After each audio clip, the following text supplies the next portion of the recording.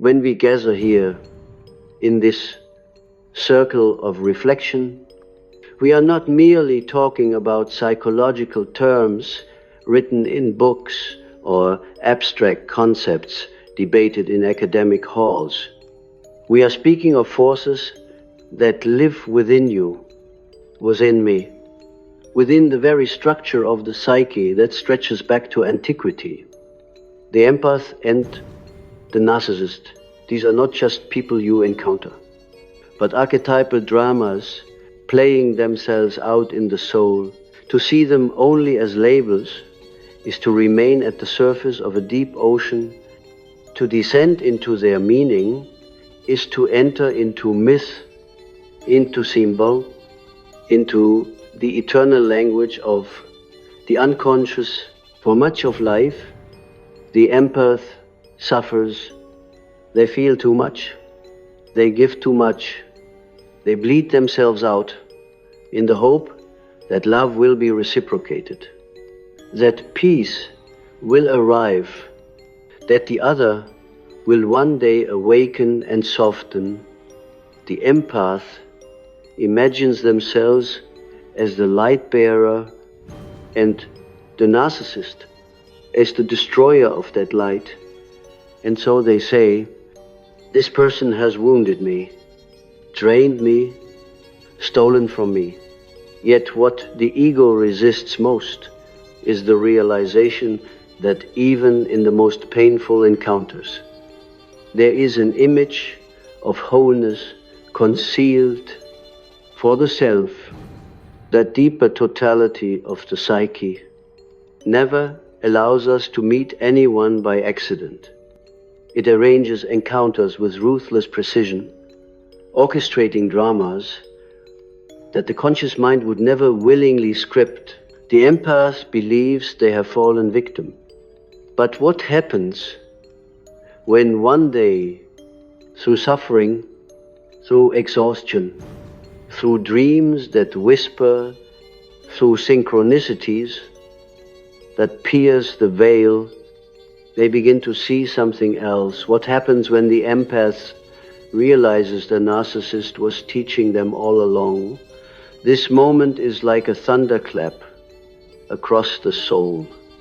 It is the reversal of perspective, the turning upside down of what seemed fixed. It is not to deny the cruelty or the manipulation. Those wounds are real, and the scars they leave are undeniable. Yet beneath them lies a hidden alchemy, a lesson that no book could have given, no gentle teacher could have delivered. Only the one who carries shadows so brazenly could embody such a teaching. You see, the narcissist is a mask, a persona swollen with its own reflection. But behind that mask is your own shadow, projected outward, given form and voice so that you may confront it. The narcissist demands attention, demands submission, demands adoration. But what does that reveal? That within you lives a hidden pattern of self-abandonment, a silence before your own needs, an unconscious compulsion to give away your power. The narcissist plays the role of thief, but the treasure they take is one you have long left unguarded. The lesson is brutal. You are not only light, you are also shadow. And until you integrate the part of you that abandons yourself, the narcissist will continue to appear like a prophet cloaked in darkness, in dreams. This teaching often comes as an image. Perhaps the empath dreams of being chased by a figure with no face, or of handing over precious jewels to a stranger. Perhaps they dream of mirrors that crack when touched, or of voices calling from deep caverns, saying, "Return what is yours." These are not mere phantasms. They are the soul's attempt to reveal what the relationship hides in plain sight. Every narcissist who enters your life is a mirror, distorted. Yes, painful. Yes, but still a mirror. They show you what you refuse to see about yourself. That you have confused compassion with self-erasure. That you have mistaken endurance for virtue. That you have believed your light alone could heal another's abyss. The teaching of the narcissist is the teaching of boundaries. It is the revelation that love without strength collapses into sacrifice. That giving without discernment is not noble but naive. That empathy without shadow turns into possession by others' needs.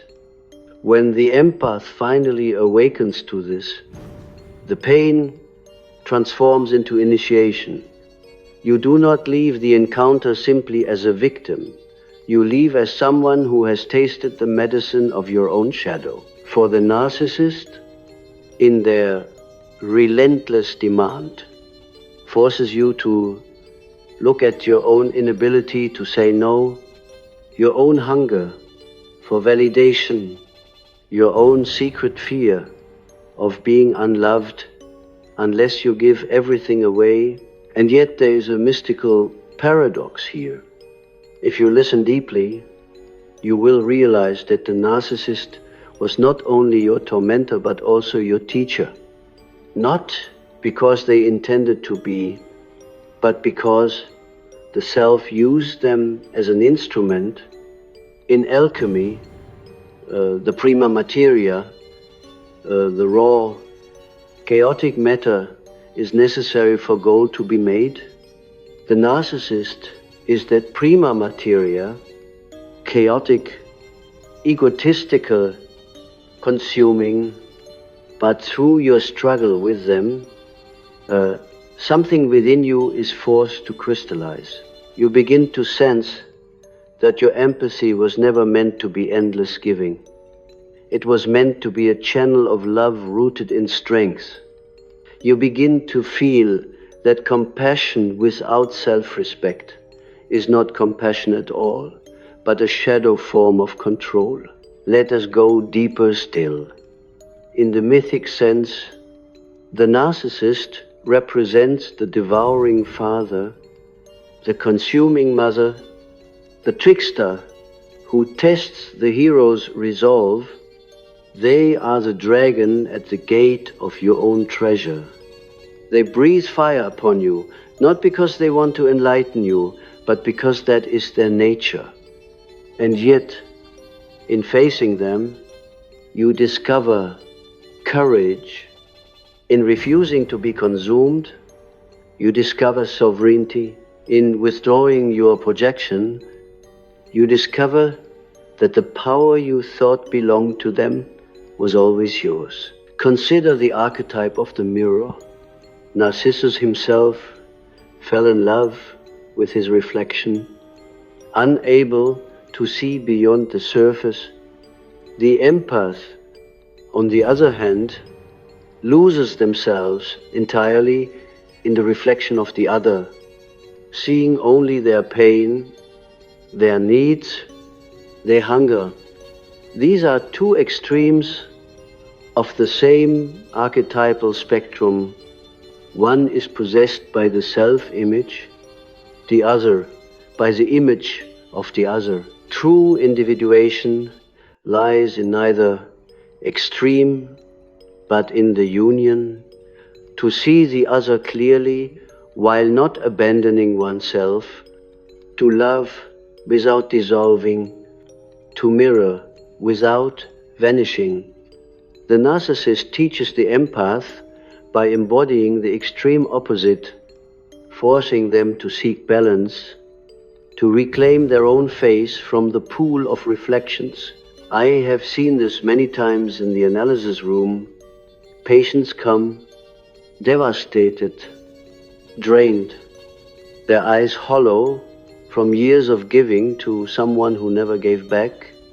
They speak of betrayal, of lies, of manipulation. They weep, asking, why did this happen to me? And in time, through dreams, through active imagination, through the slow uncovering of unconscious truths, they see the deeper pattern.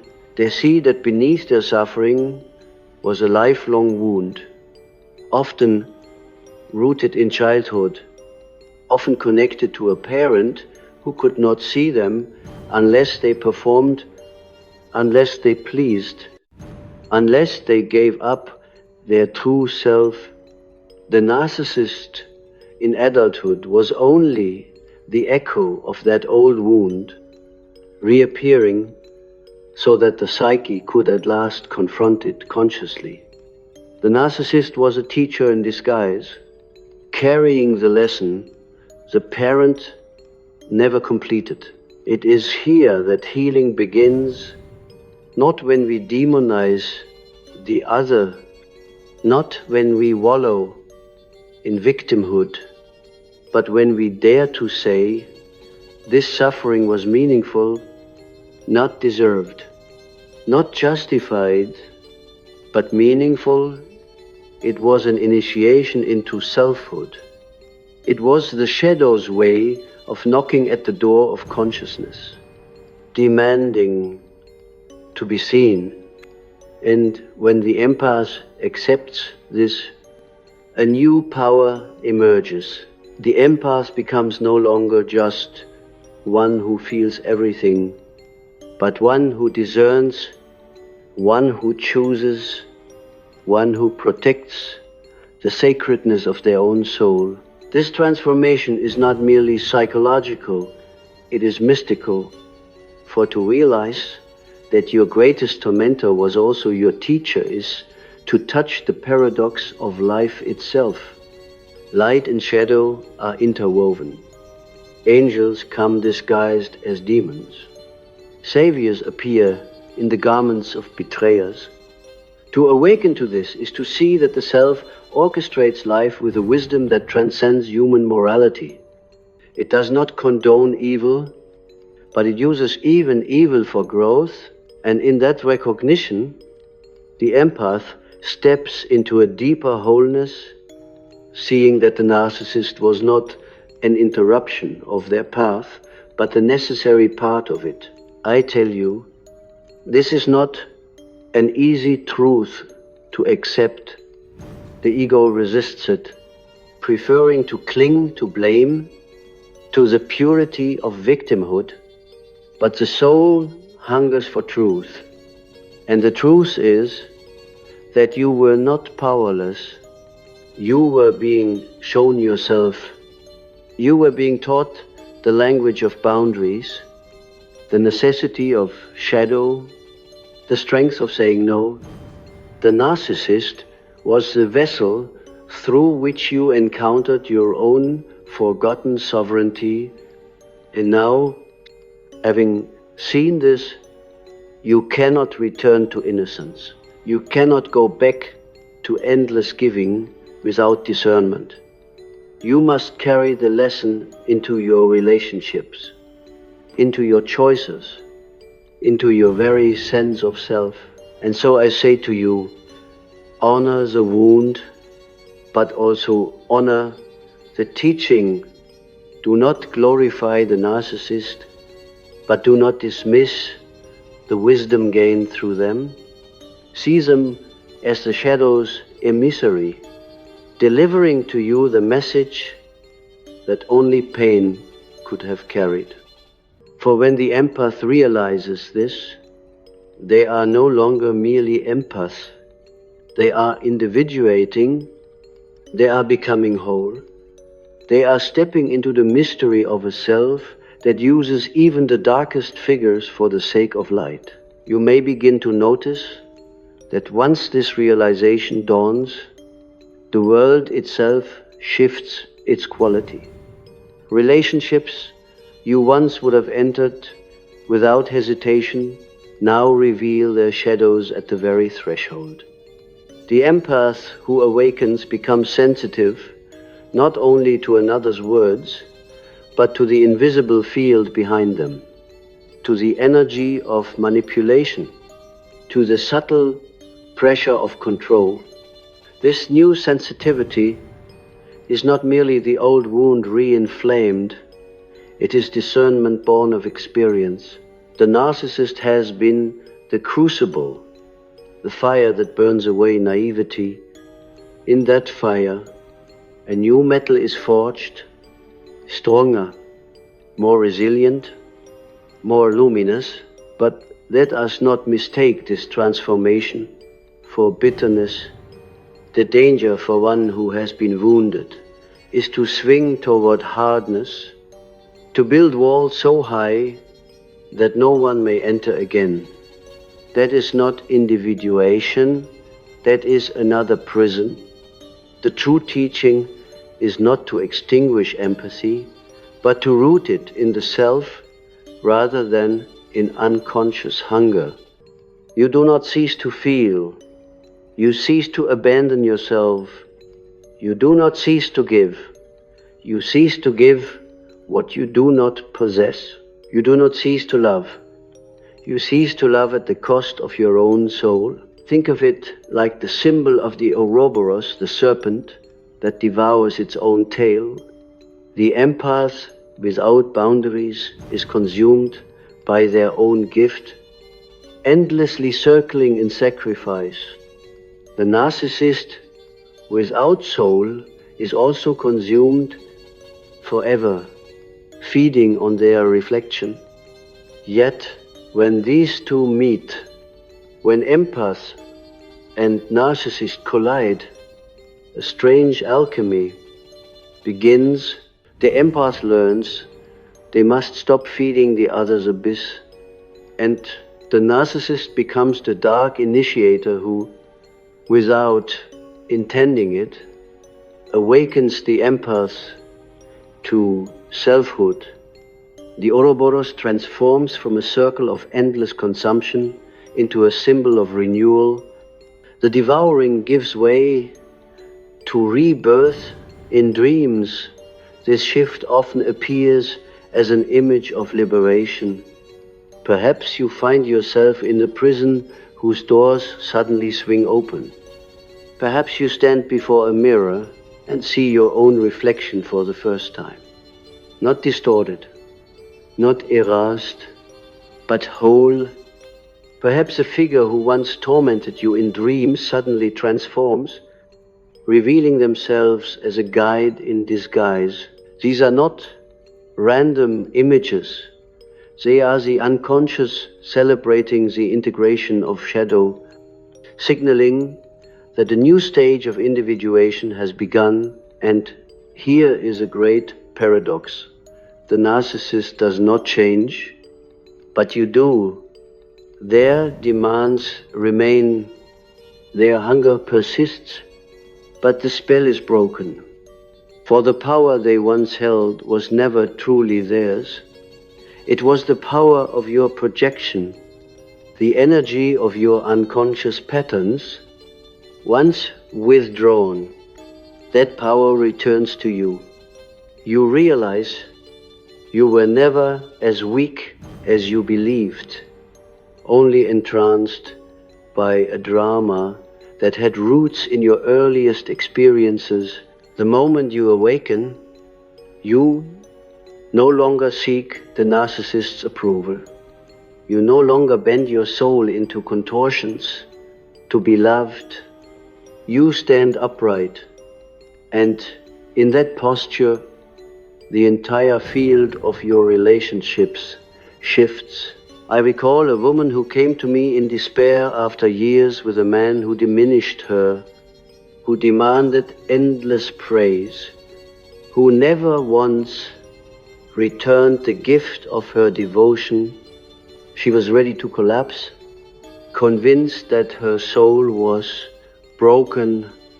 But as we explored her dreams, we found a recurring figure, a great tree with branches that spread wide, yet whose roots were bound in chains. This was her, immense in her potential for love, but shackled by a pattern older than the relationship itself, and when we traced it further, we discovered the roots in her childhood. A father whose affection was always conditional, whose recognition required obedience, whose love came only when she gave away her authentic self. The narcissist in adulthood was the reenactment of this ancient wound. But once she saw it, truly saw it, not only did she leave that relationship, she began to feel for the first time the strength of her own branches, the depth of her own roots. The narcissist had been the vessel through which the wound revealed itself, and thus he was her teacher. Though not by conscious choice, this is the truth so often hidden. The people who wound us most deeply are often carriers of the archetypal task we must face.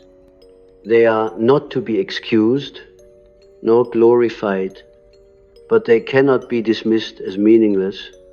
For if life is guided by the self, then even the darkest encounters are woven into the fabric of individuation. The empath, by facing the narcissist, is confronted with their own shadow of dependency, their own compulsion to save, their own fear of abandonment, and only by facing these shadows can they grow into wholeness. Imagine for a moment the archetype of the healer. Every culture has carried it. The shaman who descends into the underworld, the wounded physician who heals by the wound they themselves have carried. The empath too carries this archetype, but unconsciously they may believe that healing means self-destruction, that to heal another they must bleed themselves dry. The narcissist exposes the folly of this belief with merciless clarity. By devouring all that is offered, they force the empath to see that true healing does not come from martyrdom. True healing arises when the healer themselves is whole. When they give from fullness rather than emptiness, the narcissist teaches this lesson by embodying the abyss into which unconscious empathy falls in myth. This teaching is reflected in the hero's journey. Every hero must face a figure who seems invincible, who holds power over them, who embodies the very fear they most wish to avoid. These figures are dragons, tyrants, sorcerers. They are embodiments of shadow, and when the hero confronts them, it is not only the external foe that is conquered, but the internal fear that is integrated. The empath's confrontation with the narcissist is precisely such a trial in standing against the manipulations, in refusing to be consumed. The empath becomes the hero of their own psyche. But let me warn you, the process is not sudden. To realize the narcissist was teaching you all along is not to erase the pain, nor to instantly find peace. It is a slow unfolding, like dawn breaking over mountains. At first, only a hint of light, then a gradual unveiling of forms. Sometimes the lesson is only clear.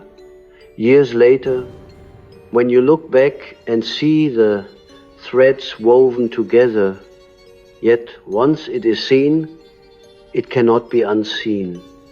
The soul whispers, "This was my initiation." End of. Now, let us look deeper into the archetype itself.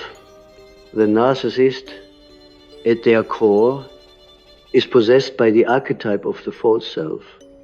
They are trapped in the persona, unable to descend into their own unconscious, unable to bear the mirror of authenticity.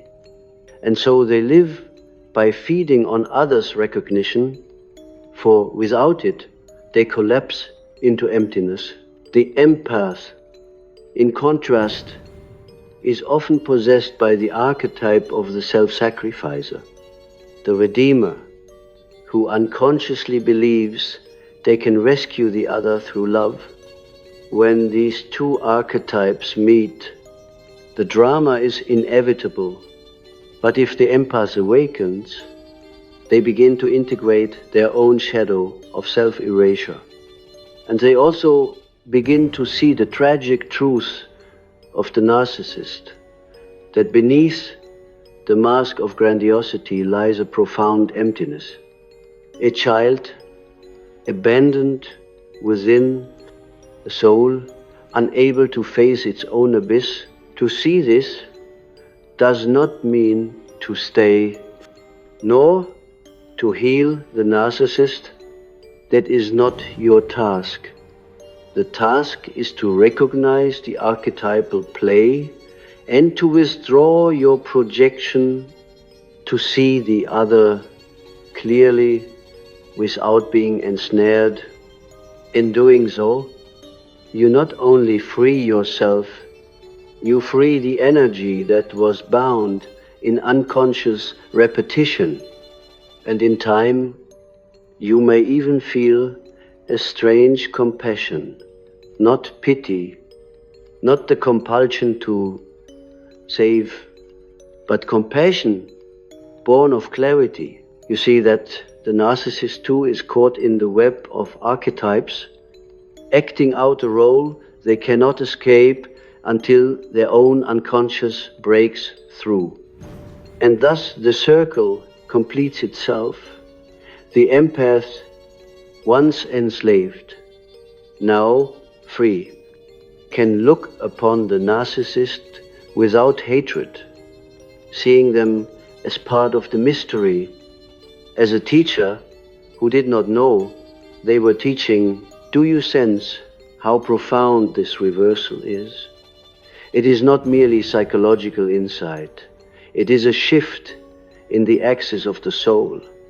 To see your oppressor as your teacher is to step into the paradox of wholeness, where shadow and light are no longer enemies, but companions.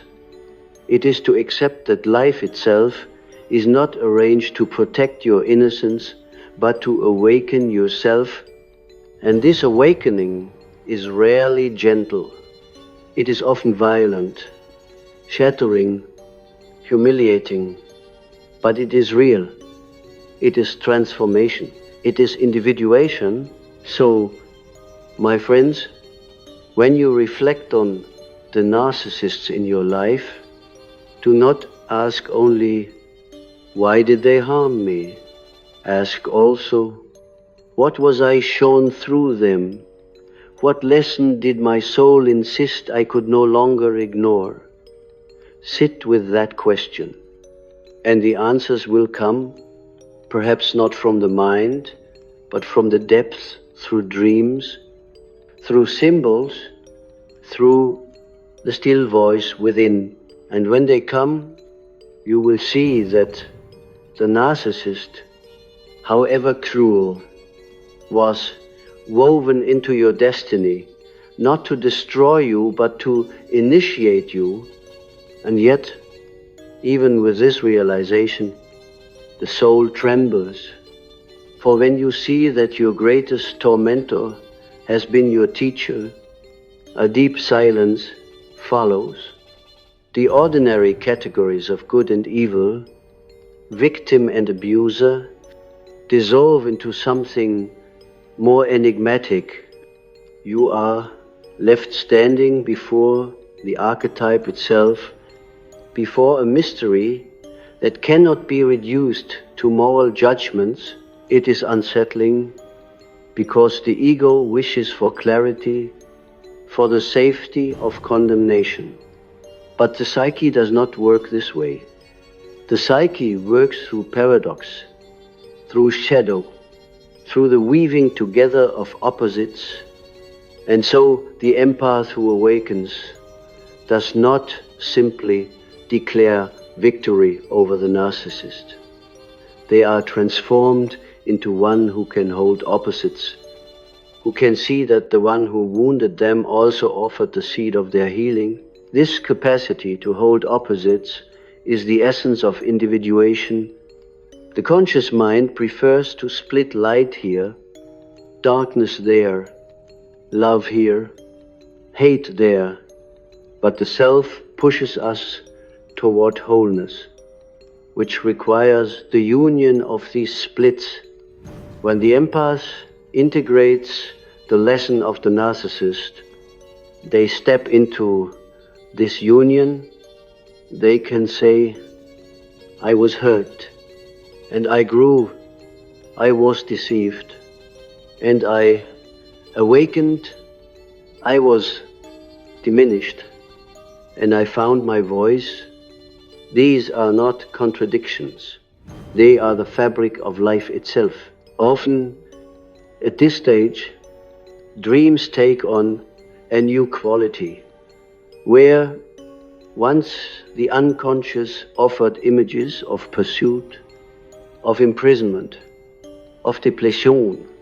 Now it begins to show symbols of empowerment.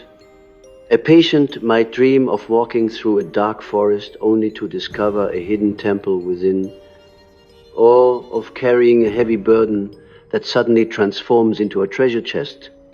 These are archetypal signs that the soul recognizes its own growth. The narcissist who haunted the dreamscape may vanish or return in another form, less threatening, even pitiful. The psyche is signaling that the projection has been withdrawn, that the power once given away has returned to its rightful place. There is a strange gratitude that can emerge here. Though it is not sentimental, it is not the gratitude of thanking someone for kindness, but the gratitude of recognizing destiny. You may say, I would never choose this again, but I see why it came. I see what it revealed. I see who I became because of it.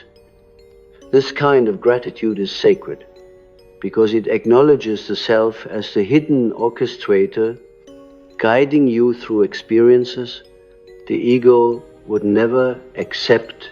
In this light, the narcissist appears as an unwilling initiate, someone whose very inability to love became the occasion for your discovery of true love for yourself, for your boundaries, for the balance of empathy and strength. Now, let us descend deeper into the archetypal currents.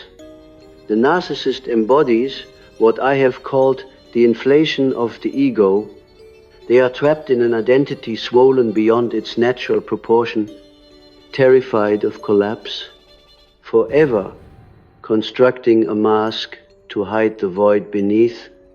The empath, on the other hand, embodies a collapse into the other, a dissolution of ego boundaries in order to merge, to rescue, to give. When these two meet, it is the clash of opposites. The inflated and the collapsed, the devourer and the self-erased.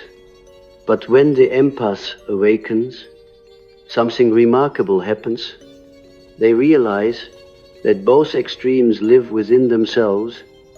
There is in them, too, the temptation of inflation, the hunger to be needed, the secret pride of being the savior.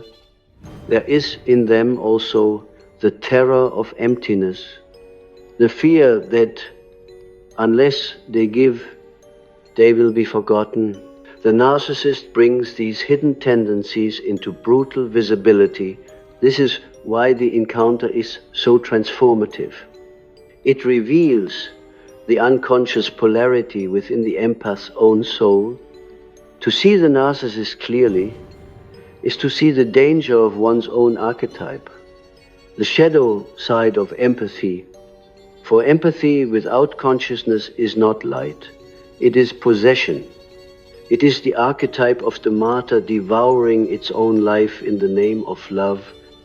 When the empath realizes this, they reclaim their empathy as a conscious gift, rather than an unconscious compulsion.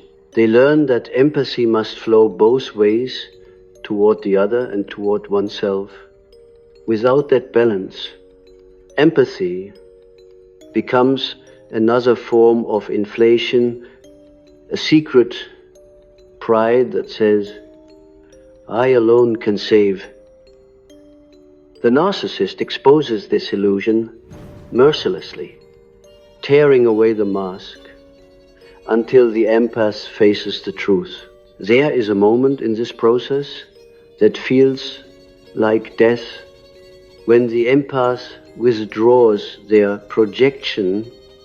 When they stop feeding the abyss, it feels at first like abandonment, like cruelty, like betrayal of their own nature. But it is not betrayal, it is rebirth. The death is the death of the false self. The part that believes love required annihilation, and like all deaths in the psyche, it is accompanied by fear, by grief, by uncertainty. But beyond that death lies freedom. Beyond that death lies the self, radiant and whole. Consider the myth of Persephone, abducted into the underworld. She is taken against her will, consumed by Hades, stripped from the surface world she knew.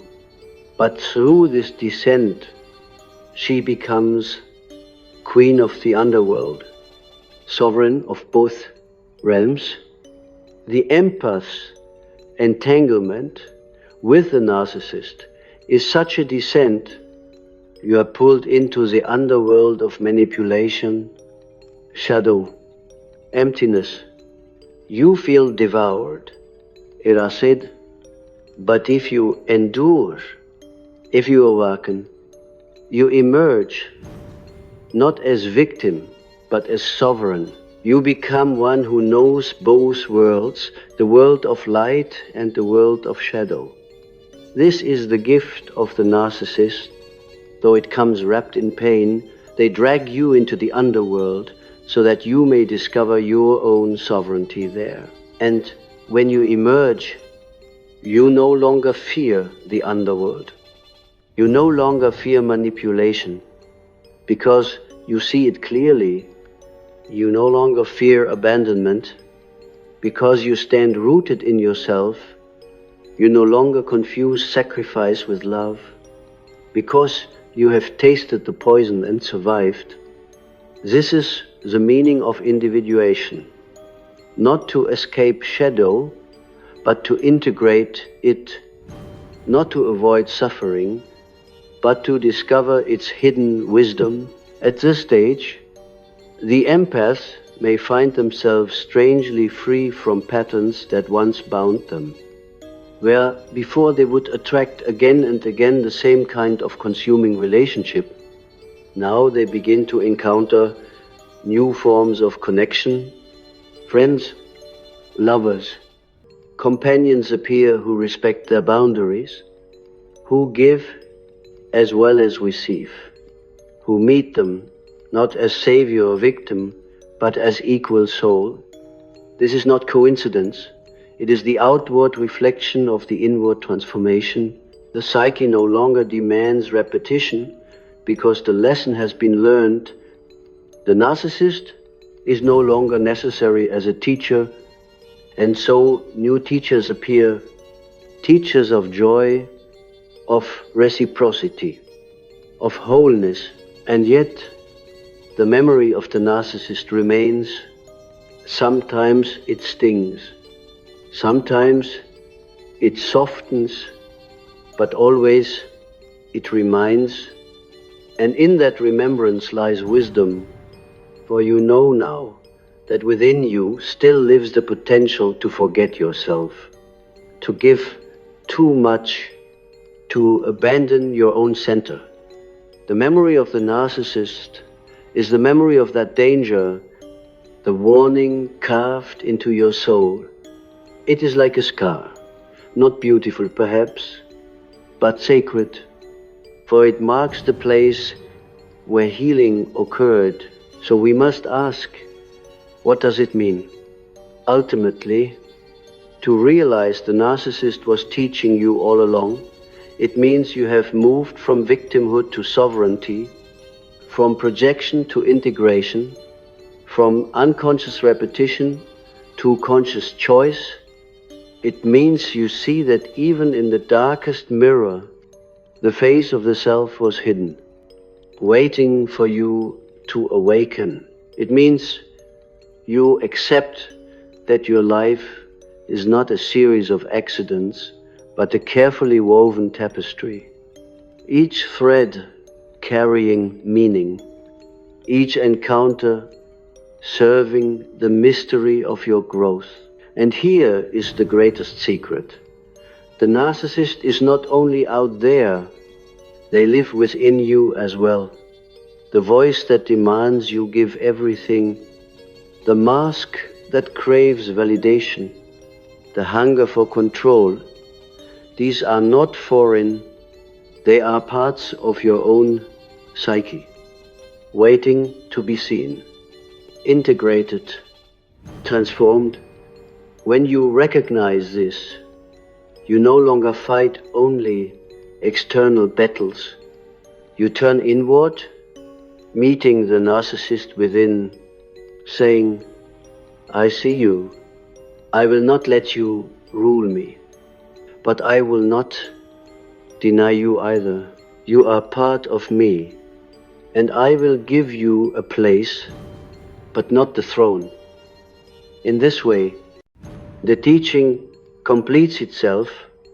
The external narcissist was only the outer form of an inner archetype.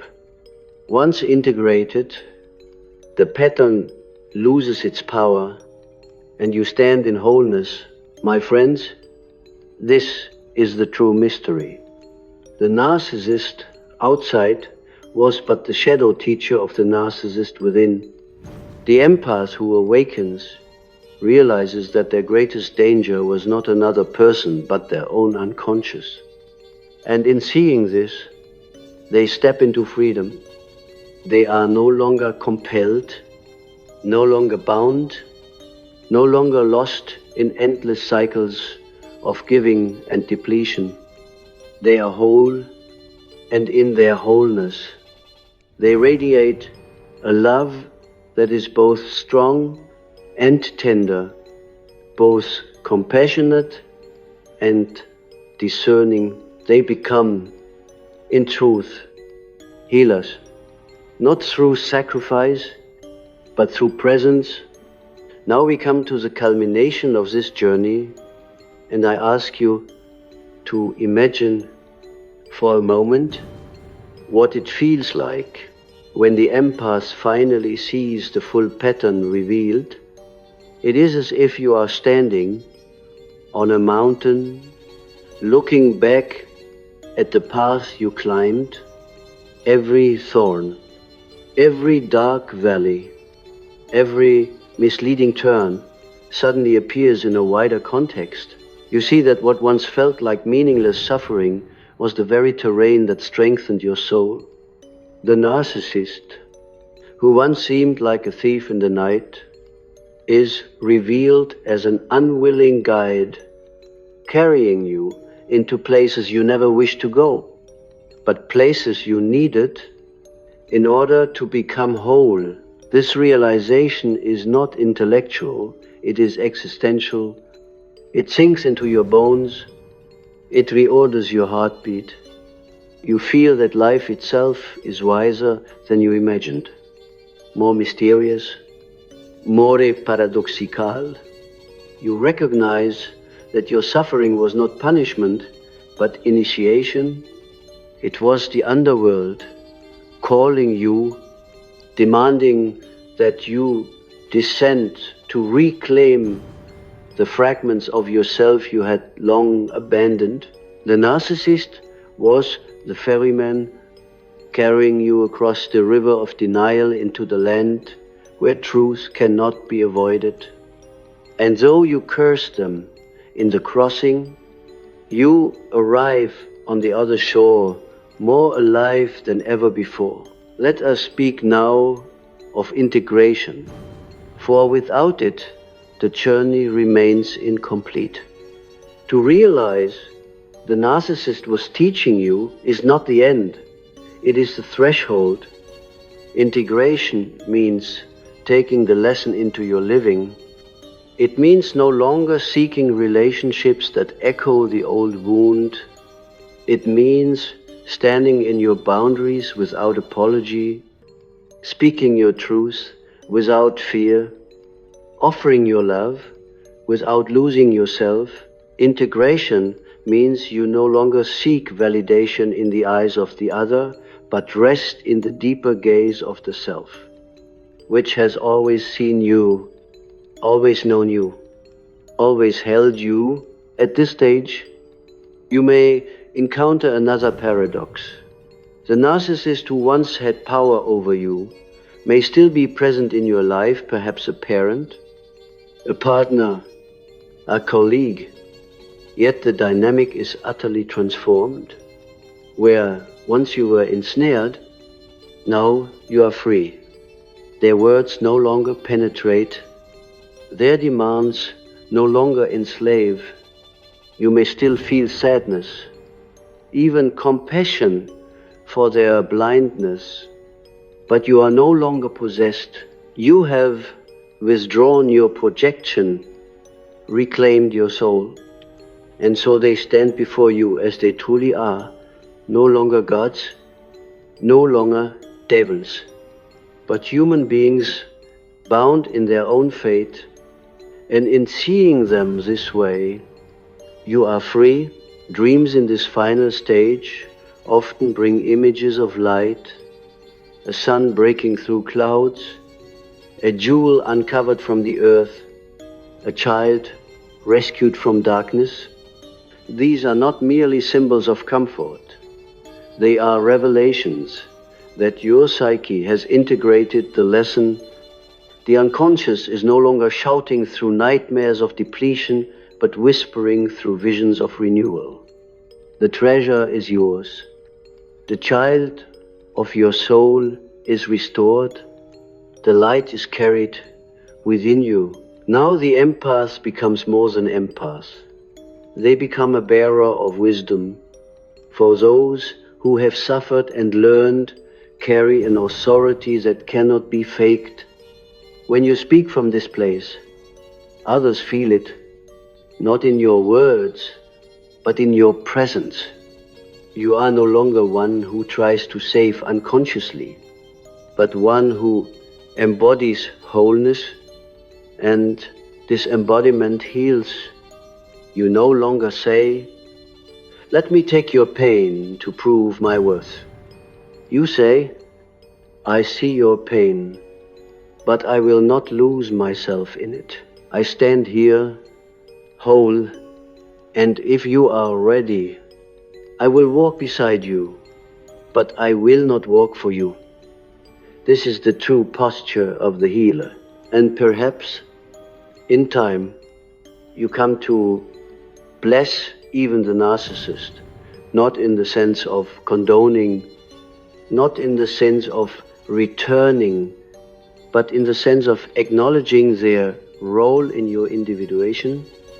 You see that they carried an archetypal task they could not even understand, that they were instruments of a mystery larger than both of you, and so you release them, not with hatred, not with fear, but with the strange reverence one has for the figures in myth who tested the hero.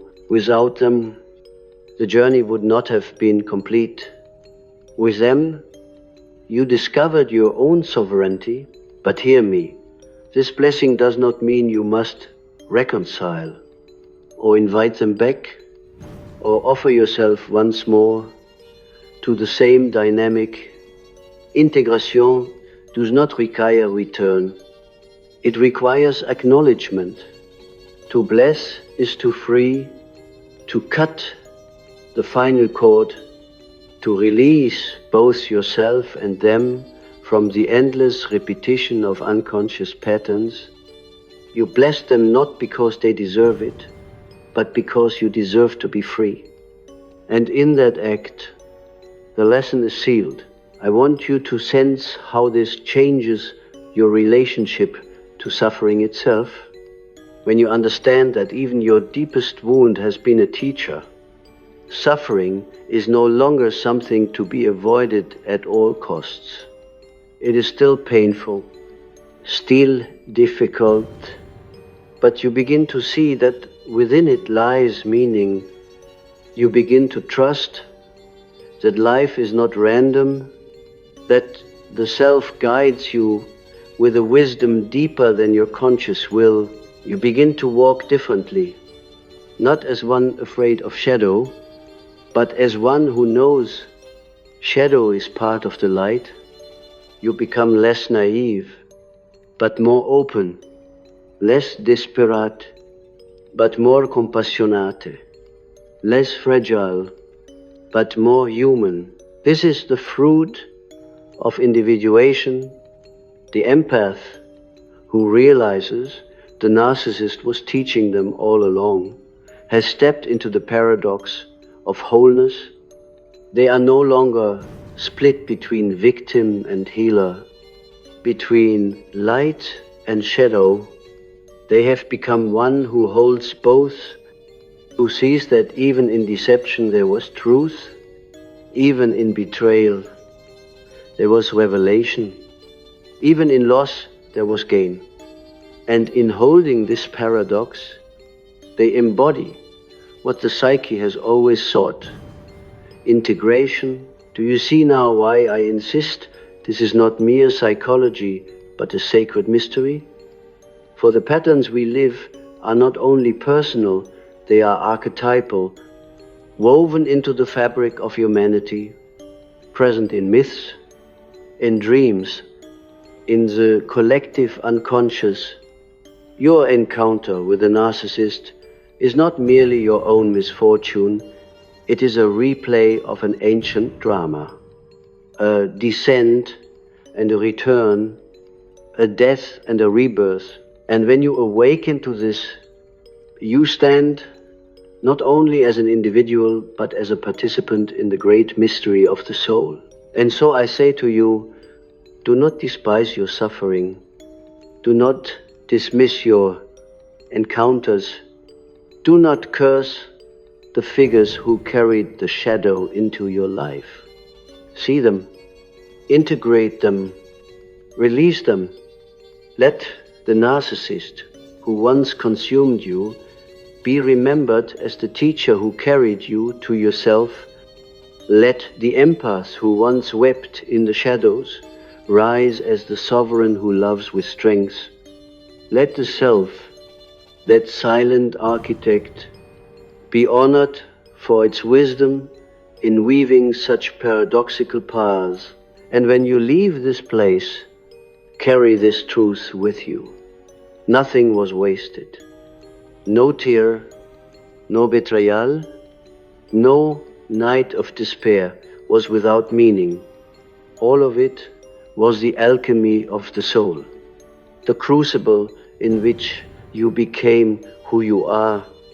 The narcissist was the flame, but you are the gold that emerged. The empath was the sacrifice, but you are the healer who rose. The self was the guide, and the journey has only just begun, for now you know. What happens when the empath realizes the narcissist was teaching them all along is nothing less than the birth of sovereignty, the awakening of wholeness, the revelation that life itself is a mystery unfolding with a wisdom beyond comprehension. And with this realization, you step into the world not as one who fears, but as one who knows.